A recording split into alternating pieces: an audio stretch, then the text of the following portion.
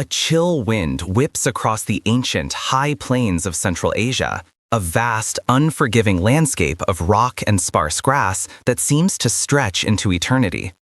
It carries the faint, sacred scent of sandalwood and ritual fires. Here, somewhere around 1200 BCE, long before the rise of Athens or Rome, a prophet named Zarathustra, known to the Greeks as Zoroaster, walks this earth. He is a priest of the Old Faith, a polytheistic tradition that saw time as an endless, repeating cycle, a cosmic wheel of seasons and lives turning without beginning or end. But in the solitude of this stark wilderness, he is wrestling with a profound crisis of faith, a deep dissatisfaction with a world where suffering seems random and justice arbitrary. It is in this crucible of doubt that a new universe will be forged. In his mind's eye, he sees not just the cyclical nature of existence, but a definitive beginning, a cosmic struggle, and an ultimate glorious end. He sees a story with a purpose. This revelation, captured in the sacred hymns known as the Gathas, was nothing short of a theological earthquake. Zarathustra declared a single, uncreated, and wholly good God, Ahura Mazda, the wise Lord. This was not just a supreme deity among many. This was the source of all that is good, true, and orderly in the cosmos, the embodiment of a principle called monotheism. But Ahura Mazda was not unopposed. In a moment of cosmic choice at the dawn of creation, another primordial spirit, Angra Mainyu, or the destructive spirit, chose to embody the lie, disorder, and decay. The universe, Zarathustra taught, was the battlefield for these two opposing forces. History itself was not a circle, but a straight line, a finite timeline with a clear beginning, a tumultuous middle, and a dramatic, definitive conclusion. This was the world's first linear eschatology, the first true apocalypse. The implications of this were staggering. Suddenly, human life was endowed with an unprecedented moral urgency. Every individual, through their free will, was a soldier in this cosmic war. Every thought, word, and deed was a choice that either strengthened the world of Ahura Mazda or gave power to the forces of Ahriman. Suffering was no longer a meaningless quirk of fate. It was a wound inflicted by the forces of darkness in a war that could and would be won. This framework provided a powerful theodicy, an explanation for why a good God permits evil to exist.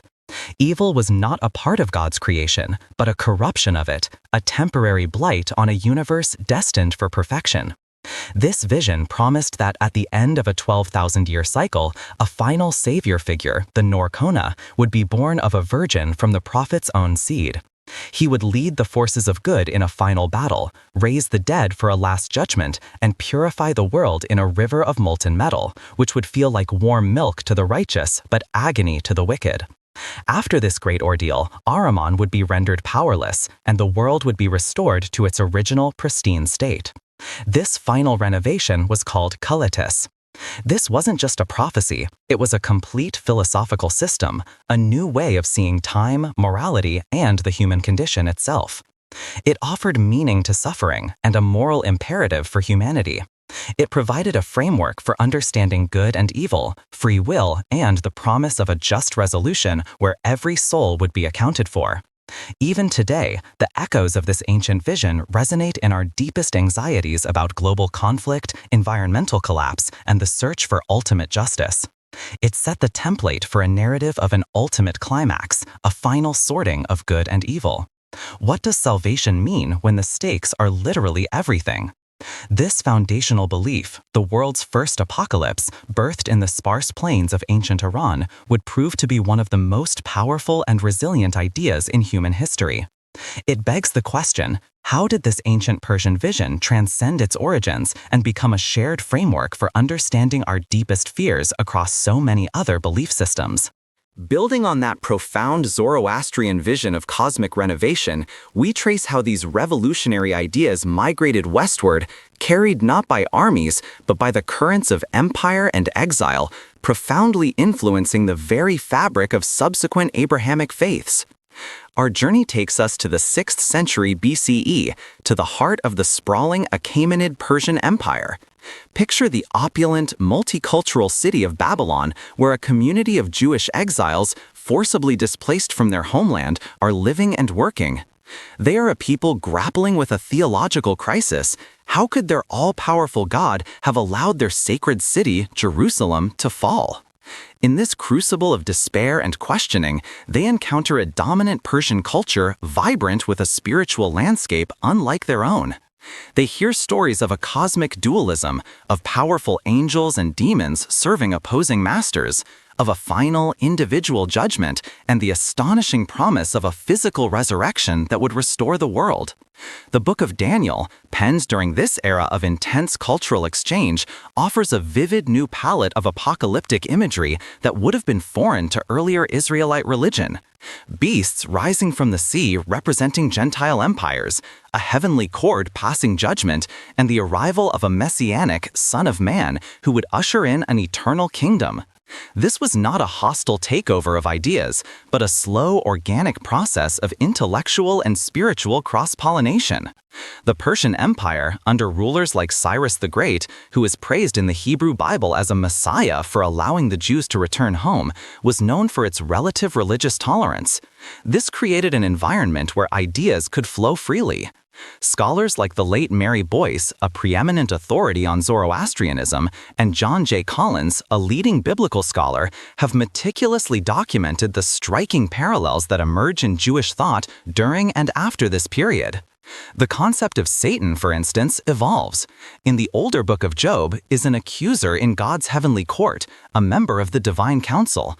But in later texts, he begins to resemble the more independent, malevolent figure of Ahriman, a true adversary to God and humanity. Similarly, detailed angelology and demonology, with named figures and hierarchies, becomes much more prominent, echoing the Zoroastrian belief in Amesha-Spentas and Devas. Perhaps most significantly, the idea of a bodily resurrection and a final judgment, a cornerstone of Zoroastrian eschatology, begins to take firm root in certain Jewish circles. This was a radical departure from the earlier Hebrew conception of Sheol, a shadowy, undifferentiated underworld for all the dead. The new belief, found in texts like Daniel 12, offered a powerful solution to the problem of justice. The righteous who suffered and died for their faith would be rewarded, and the wicked would face punishment in a world to come. This wasn't simple borrowing. It was a profound synthesis. Jewish thinkers were not passively accepting foreign doctrines. They were actively engaging with them, adapting and reinterpreting these powerful narratives to fit within their strict monotheistic framework. They integrated these concepts to answer their own pressing theological questions about suffering, empire, and the ultimate destiny of their people. The promise of a definitive end and a righteous new beginning offered profound hope and meaning in a world dominated by seemingly invincible foreign powers.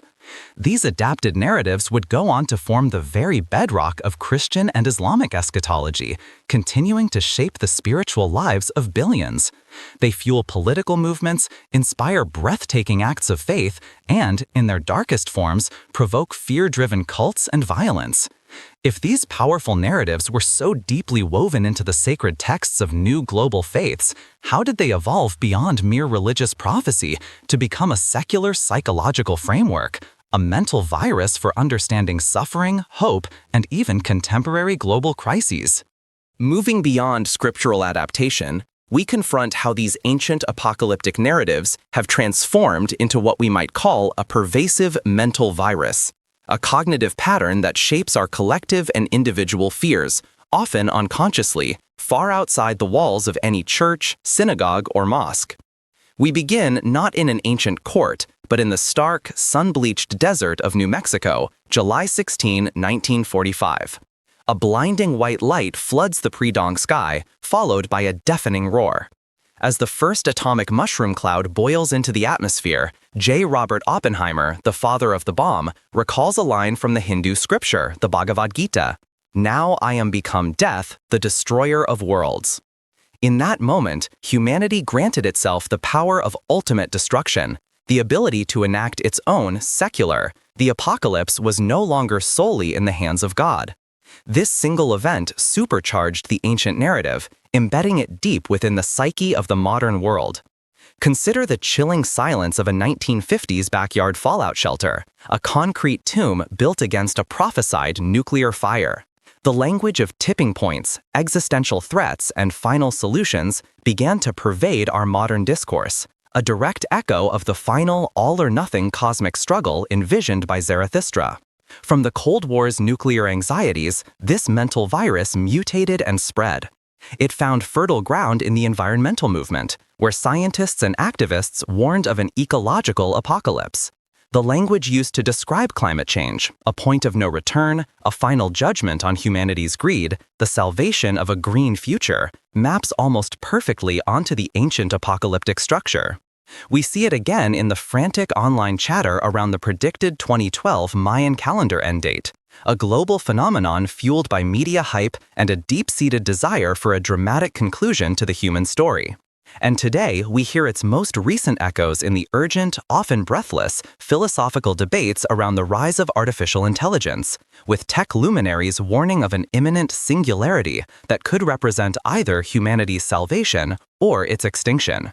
The structure remains strikingly consistent: a clear and present danger, a division between the enlightened who see the threat and the ignorant masses, and the promise or threat of a total, world-altering transformation.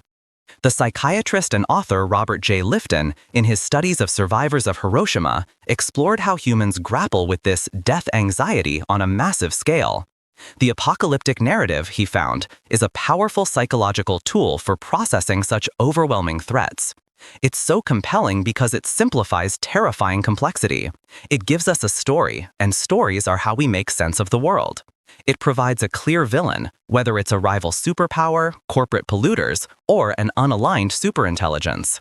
It offers a sense of cosmic significance to our otherwise small lives. We are not just living, we are participants in the final chapter of history. This framing provides both a source of profound terror and a strange, exhilarating comfort.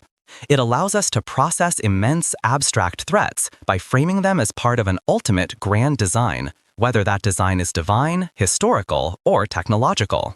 Today, this mental virus influences everything from political rhetoric that paints elections as the last chance to save the nation, to the prepper subculture, to the utopian promises of Silicon Valley.